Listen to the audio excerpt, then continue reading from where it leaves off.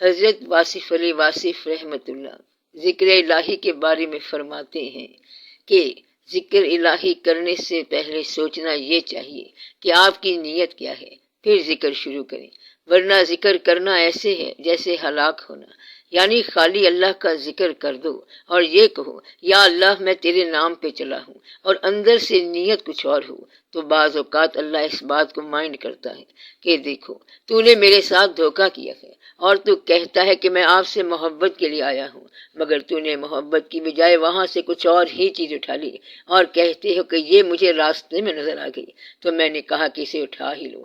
تو وہ کہتا ہے کہ یہ چیزیں اٹھانے والی بات نہیں ہے، بلکہ جب اللہ کی نیت سے چلے ہو تو پھر اس کی نیت سے ہی چلو۔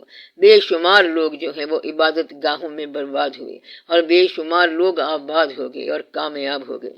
بے شمار لوگ خانقاہوں کے اندر برباد ہوئے، بلکہ وہ لوگ ایمان سے بھی گئے۔ انہوں نے خانقاہ کی صندوقچی پر نظر رکھی، وہاں سے پیسے لیے، کوئی بندہ گیا تو اسے کہا آپ کی دعا اللہ کے ولی کی مہربانی سے منظور ہو جائے گی، بس آپ جو چاہو دے دو۔ تو وہ اس شخص سے وہاں خانقاہ پر منفعت لے رہا ہے۔ خانقاہوں کے سامنے بیٹھ کر لوگ اندھیرے بیچتے رہتے ہیں، بلکہ خانقاہ کے اندر بیٹھ کر لوگ تعویذ بیچتے رہتے ہیں، پیری کرتے رہتے ہیں، اور کئی واقعات کرتے رہتے ہیں۔ تو خانقاہوں میں بھی کئی لوگ برباد ہوئے، عبادت گاہوں میں بھی کامیاب ہوئے، مدرسوں میں، دینی مدرسوں میں بھی کامیاب ہوئے، ظاہری اور باطنی دونوں۔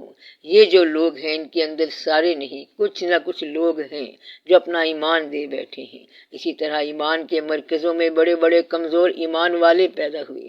خانہ کعبہ کے اندر آپ کو سنگ دل ملے گا، بلکہ وہاں تو زیادہ ملے گا۔ آپ نے سنا ہوگا کہ خانہ کعبہ کے اندر فتنہ فساد ہوا، اس سے پہلے بھی ہوا۔ آج سے چند سال پہلے یہ ہوا کہ ایک آدمی نے امام ہونے کا دعویٰ کیا۔ فرض کرو دعویٰ جھوٹا تھا، لیکن آپ اس کو موقع تو دو۔ مقصد یہ ہے کہ ایک جھوٹے آدمی نے امام ہونے کا دعویٰ کیا، تو دعویٰ کی دلیل تو آپ نے سنی نہیں ہے، بلکہ اس کو شوٹ کر دیا۔ مقصد یہ ہے کہ کہیں کوئی امام کا دعویٰ ہو تو وہ لوگ مارنے کے لیے تیار بیٹھے ہوں گے۔ مقصد یہ ہے کہ اس کو تسلیم نہیں کرنا ہے، مگر جھوٹے کو تسلیم کرنا بہتر، سچے کو مارنے سے۔ تو مدعا یہ ہے کہ یہ ایک ایسا شعبہ ہے کہ وہاں جھگڑا ہے، اور اللہ کا خاص حکم ہے کہ میرا گھر دارالامن ہونا چاہیے، میرے گھر کے اندر یوں مکھی مچھر نہیں مارنا، یعنی وہاں ایسا کوئی فعل نہ ہو۔ مگر وہاں پر ان لوگوں نے ٹینک چلائے۔ آپ بتاتے ہیں کہ وہاں عیسائی یا یہودی کوئی سرنگ بنا رہے تھے، اور وہ بڑے ظالم تھے، یہ ہوا وہ ہوا، مگر یہ کام تو آپ مسلمان خود کرتے رہتے ہیں، توپیں بندوقیں اور ٹینک آپ خود چلاتے رہتے ہیں۔ تو یہ جو زندگی ہے اس میں یہیں پر سنگ دلی زیادہ پیدا ہوتی ہے، جہاں نرم دلی پیدا ہونی چاہیے۔ اور قبرستان کے اندر جو قبر کھودنے والا ہوتا ہے وہ شکیل قلب ہوتا ہے، حالانکہ وہ ہر روز مردے دفن کرتا ہے۔ وہ کہتا ہے کہ کفن بیچنا کاروبار ہے تو میں کیسے اللہ کو مانوں۔ ایک شخص نے اس سے کہا کہ تو ہر روز موت دیکھتا ہے، تو عبرت سیکھ۔ تو اس نے کہا کہ میں عبرت کیسے سیکھوں، میرا تو کام ہی مردوں سے پیسے نکالنا ہے، اور میرا یہ کام بڑا مشکل ہے۔ وہ اس طرح مانگتا ہے کہ اتنا بڑا بندہ اور مشہور بندہ مرا ہے، مجھے دے کیا رہے ہو، چند 100 روپے؟ خود ہی سوچو۔ اور یہ کون کہہ رہا ہے؟ قبر کھودنے والا کہہ رہا ہے، یعنی کہ وہ قبر سے بھی سلامی لیتا ہے۔ میرا کہنے کا مطلب یہ ہے کہ یہ مردے کی بھی قیمت لگاتا ہے، کیونکہ یہ وہاں سنگ دل ہو جاتا ہے۔ تو قبر کھودنے والے عام طور پر سنگ دل ہو جاتے ہیں، نہ ان کو زندگی کی پرواہ ہوتی ہے نہ موت کی فکر۔ کسی نے اس سے کہا کہ یہ کیا قبر کھودی ہے، نیچے سے تو ہڈیاں نظر آ رہی ہیں۔ تو وہ کہتا ہے کہ اس پر مٹی ڈال دیتے ہیں، دیکھا جائے گا، دونوں مل کر گزارا کر لیں گے۔ یہ کوئی زندہ ہیں کہ جھگڑا کریں گے؟ یہ تو مل کے رہتے ہیں اور بڑے آرام سے رہتے ہیں، ان کو کوئی فرق نہیں پڑتا۔ پرانا قبرستان ہے، کئی مردے ایک قبر میں دفن ہو چکے ہیں۔ لاہور کی کتنی آبادی پھیل گئی ہے، مگر میانی صاحب کا قبرستان تو نہیں پھیلتا۔ تو آپ لوگ سوچو کہ یہ لوگ کدھر جائیں؟ تو وہ کہتا ہے کہ مل جل کے یہ کاروبار چلتا رہتا ہے، تو وہ بالکل ہی سنگ دل ہو جاتا ہے۔ تو ہر وہ جگہ جہاں نرم دلی کا پیغام ہوتا ہے وہیں سنگ دلی بنتی ہے۔ تو پیر خانوں میں ایسے ایسے ظالم آدمی بھی ملیں گے کہ ایک بڑے محبت نامے والا مرید آیا تو اس نے عرض کی کہ پیر صاحب سے ملنا ہے، تو خادم نے کہا کہ پیچھے ہٹ کر بیٹھو، خبردار۔ تو وہ کہتا ہے کہ مجھے بڑی تکلیف ہے اور میرے دل کی گہرائیوں سے درد اٹھ رہا ہے، تو آگے سے کہا جاتا ہے کہ خبردار پیچھے ہٹ کر بیٹھ۔ اور ادھر سے اگر جنرل صاحب آ گئے تو اس نے جا کر کہا کہ جنرل صاحب تشریف لائے ہیں، تو پیر صاحب ہمہ وقت وہاں چلے گئے۔ اب پیر صاحب کو پتہ نہیں ہوتا کہ جنرل کون ہے اور درد والا کون ہے، بلکہ وہاں جو خادم کھڑا ہوتا ہے وہ سنگ دل انسان ہوتا ہے۔ یہ آپ نے سنا ہوگا کہ روزہ رسول صلی اللہ علیہ وسلم پر حاضری کے وقت ہمارے لوگوں کا ارادہ ہوتا ہے کہ تیری خیر ہوئے پہرے داراں روزے دی جالی چوم لین دے، یعنی اے روزے کی جالی کے پہرے دار تیرا بھلا ہو، ہمیں جالی کو چوم لینے دے۔ تو یہاں کے لوگوں کی عقیدت ہے چومنا، وہ لوگ اس کو نہیں سمجھ سکے اور وہ کہتے ہیں کہ ہاذا حرام، ہاذا حرام، اور ایسا ہوتا رہا ہے کہ اگر اس کو پیسے دے دو تو وہ کہتا ہے کہ ہاذا حلال، اب آپ چوم لو، تو وہاں رشوت چلتی ہے۔ آپ لوگ تو ڈر گئے، ایسا بالکل ہوتا ہے، اور یہ ان لوگوں کی بتائی ہوئی بات ہے جو ایسا کر کے آئے ہیں۔ تو جو چاہتے ہیں کہ حضور پاک صلی اللہ علیہ وآلہ وسلم کے روزے کی جالی کو ہاتھ لگانا ہے تو وہ اس کو پیسے دے دیتے ہیں، پھر وہ ان کو چومنے کی اجازت دے دیتا ہے، وہ پیسے گنتا رہا اور یہ جالی مبارک چوم کر آ گیا تو وہ وہاں کھڑے کھڑے حضور پاک صلی اللہ علیہ وآلہ وسلم کی تعلیم کے برعکس عمل کر گیا ہے۔ اور اگر وہاں کسی سے یہ پوچھا جائے کہ آپ لوگ ایسا کیوں کرتے ہو کہ ہاتھ نہیں لگانے دیتے، تو وہ اس کا جواب یہ بتاتے ہیں کہ اگر ہاتھ لگانے دیا جائے تو یہ لوگ چوم چوم کر ذرہ ذرہ ساتھ لے جائیں۔ آپ جانتے ہوں گے کہ لوگ تبرکن غلاف کعبہ کاٹ کر لاتے ہیں، کہتے ہیں کہ اس سے اللہ کو کیا فرق پڑتا ہے، اور اللہ تعالیٰ کے گھر کی مٹی اٹھا کر لاتے ہیں کہ وہاں سے یہ پتھر ملا ہے۔ خانہ کعبہ تھوڑا سا اکھڑا ہوا تھا تو میں نے یہ ٹکڑا جیب میں ڈال لیا کہ چلو دیکھا جائے گا، اس کے گھر کو کیا فرق پڑتا ہے۔ یہ ایک قطرہ بخشے مینوں تے کم بن جاندا ہے میرا، اور یہ کہ وچ خزانے تیرے یا رب ہرگز تھوڑ نہ کوئی، یعنی اے اللہ تیرے خزانے میں کیا کمی ہو سکتی ہے، تو اس ٹکڑے کے جانے سے تجھے کیا کمی ہو رہی ہے، بات بنتی ہے میری تیرا بگڑتا کیا ہے۔ تو وہ کہتا ہے کہ میں وہاں خانہ کعبہ سے یہ پتھر لایا ہوں۔ خانہ کعبہ سے کیسے لائے؟ وہاں یہ کچھ اکھڑا ہوا تھا، اس لیے درویش عام طور پر یہ کہتے ہیں کہ حج نہیں کرنا۔ کہتا ہے کہ نہیں، کیوں نہیں؟ کہتا ہے کہ یہ جو دل کے اندر محبت ہے کہیں یہ بھی میں نہ دے آؤں، کہیں ایسا نہ ہو کہ وہاں جا کر یہ محبت ہی نہ نکل جائے۔ اب یہ دور کا احترام ہے، اور اگر وہاں جا کر دیکھیں تو اور نہ ہو جائے۔ اب تو دل کے اندر ایک زندہ انسان کی محبت ہے، وہاں جا کر کہیں مزار ہی نہ بن جائے، وہاں صرف خانقاہ ہی نظر نہ آنے لگ جائے۔ اس لیے وہ کہتے ہیں کہ اس لیے میں اپنے محبوبوں کے مزار پر بھی نہیں جاتا کہ اب تو محبوب بندہ ہے، پھر کہیں مزار نہ بن جائے۔ جیسے آپ لوگ فوٹو لگاتے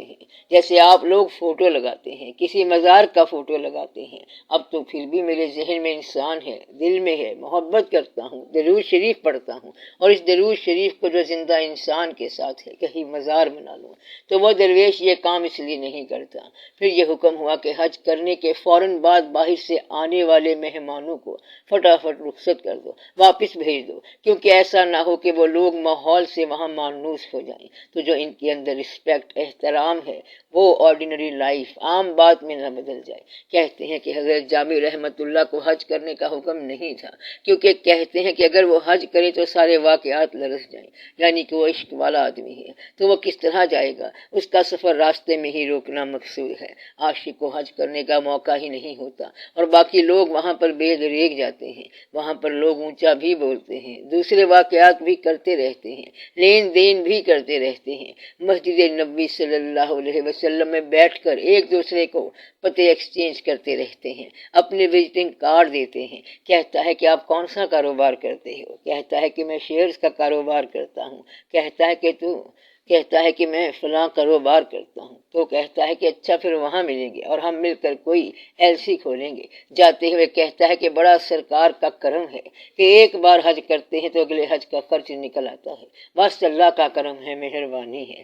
کہتا ہے کہ حج کرتے ہو تو خرچ کیسے نکل آتا ہے؟ کہتا ہے کہ سامان ہی ایسا آتا ہے، اور یہ قسمت کی بات ہے کہ وہ بک جاتا ہے اور پھر حج کرنے کا موقع مل جاتا ہے۔ بس پہلا حج مشکل ہوتا ہے، پھر تو حج میں سے دوسرے حج حج نکلتے رہتے ہیں۔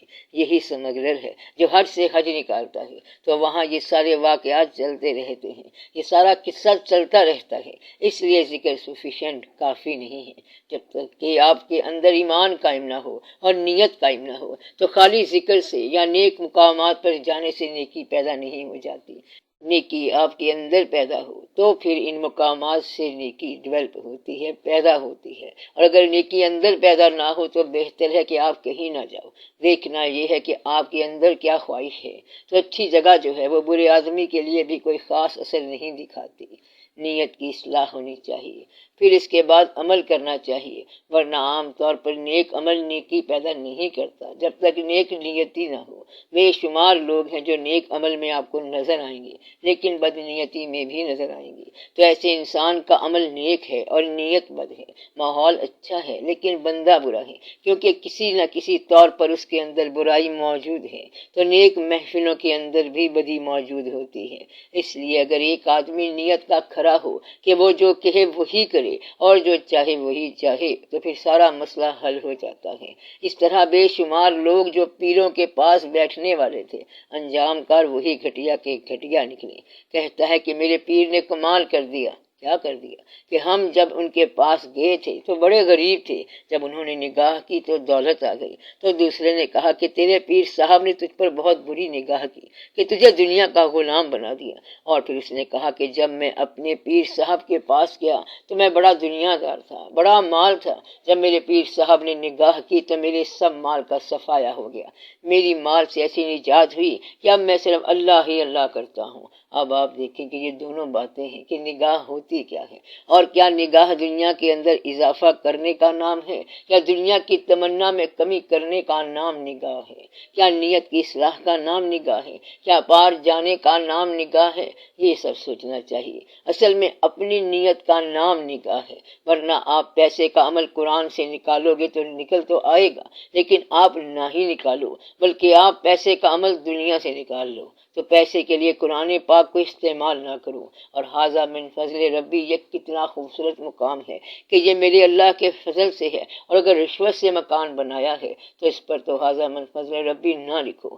وہ کسی نے کوٹھی پر لکھا ہوا تھا کہ یہ بن گئی رب سببی ہے، ھذا من فضل ربی ہے۔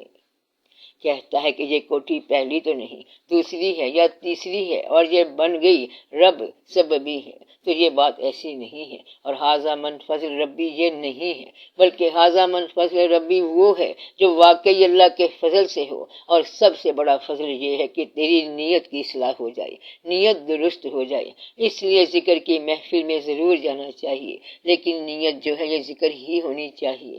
ذکر کی نیت اگر اللہ ہے تو پھر اللہ کا قرب ہونا چاہیے، ورنہ اگر دنیا کا قرب ہے تو پھر اللہ کے ذکر کی بجائے دنیا کی محفل میں جاؤ۔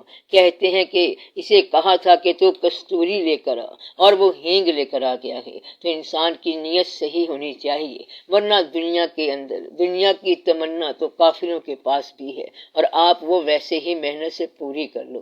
تو ذکر جو ہے وہ شخص کو منفعت دے گا جس کی نیت اللہ ہو، ورنہ آپ ہمارے خیال کے مطابق ذکر نہ ہی کرو تو بہتر ہے۔ اور اگر آپ ذکر کرتے ہو تو پھر اللہ سے محبت کی شرط ضروری ہے۔ محبت شرط نہ ہو اور آپ صرف خالی ذکر کرتے جا رہے ہو تو کیا ذکر کرتے جا رہے ہو؟ آپ تو وہاں خانہ کعبہ میں جا کر بھی جھگڑا کرتے ہو اور گناہوں کے پورا ہونے کی دعائیں کرتے ہو کہ یا اللہ میری لاٹری نکل آئے، تو سچا رب ہے، میرا جوا ہی لگ جائے۔ یا اللہ تیرا کیا جاتا ہے اگر ہمارا گھوڑا جیت جائے، ہمارے گھوڑے کا نمبر 4 ہے اور اس نے ڈربی ریس جیتنی ہے، اور ہمارے پیر صاحب بھی تو ریس کھیلتے ہیں، تو پھر وہ پیر ہی کیا جو ریسیں کھیلتا ہے اور جوا کھیلتا ہے، اور وہ مرید ہی کیا جو ڈربیاں کھیلتا ہے، اور وہ دین ہی کیا جو ریسیں جتواتا ہے، اور وہ فقیر ہی کیا جو نمبر بتاتا ہے۔ تو یہ سب فراڈ ہے، اس سے بچو۔ سیدھی سادی بات ہے کہ دین کے اندر پورے کا پورا کچرا شامل ہو گیا، حالانکہ یہ خالص دین تھا۔ تو آپ دنیا کماؤ اور اللہ اللہ کرو اور اللہ سے محبت کرو۔ یہ دنیا یہاں عارضی ہے اور آپ نے اس دنیا سے نکل کر اس دنیا میں جانا ہے۔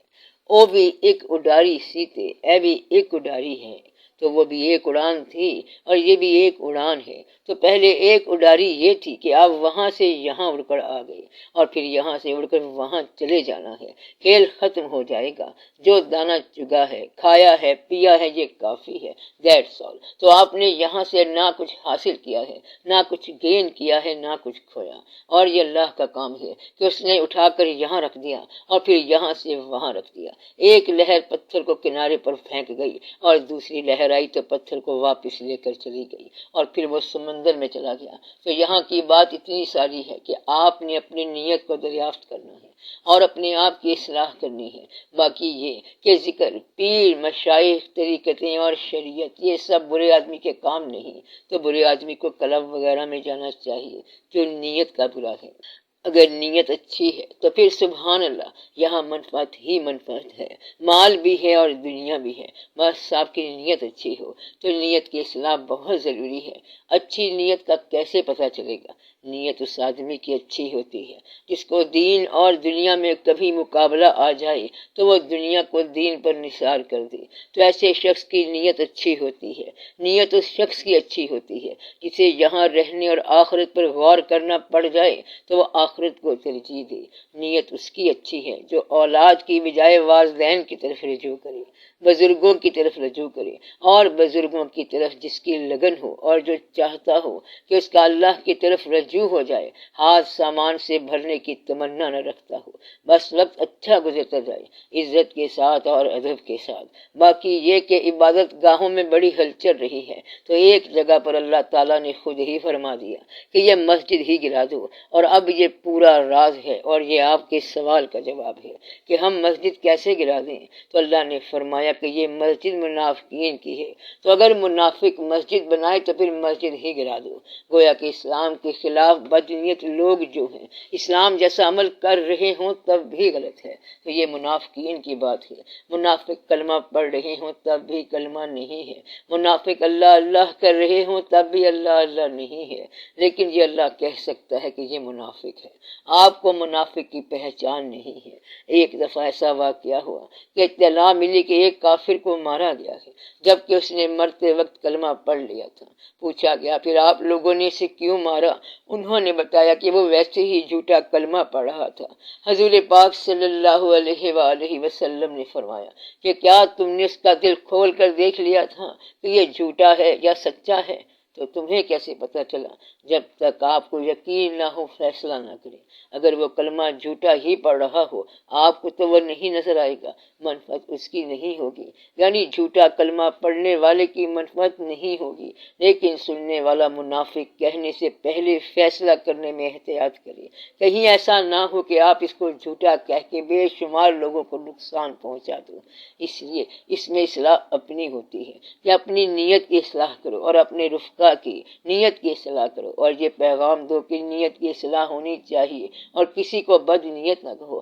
آپ نام لے کر کسی کو بد نیت نہ کہو کہ تو بڑا بد نیت ہے۔ ہاں، بد نیت آدمی اچھی نیت والوں میں ہوتے ضرور ہیں۔ جہاں مکان ہوتے ہیں وہاں چور ضرور ہوگا، اور چور بھی بڑی دعا کرتا ہے کہ اس وقت ان کی آنکھ لگ جائے۔ جب چور کی آنکھ کھلتی ہے تو لوگوں کی آنکھ لگ جاتی ہے اور وہ اپنا کام کر کے چلا جاتا ہے۔ تو آپ اس لیے یہ دیکھیں کہ اللہ کو پکارنے والا اللہ کو نہیں پکار رہا ہے بلکہ اپنی خواہش کو پکار رہا ہے، اور اس نے اپنی اس خواہش کا نام اللہ رکھا ہوا ہے۔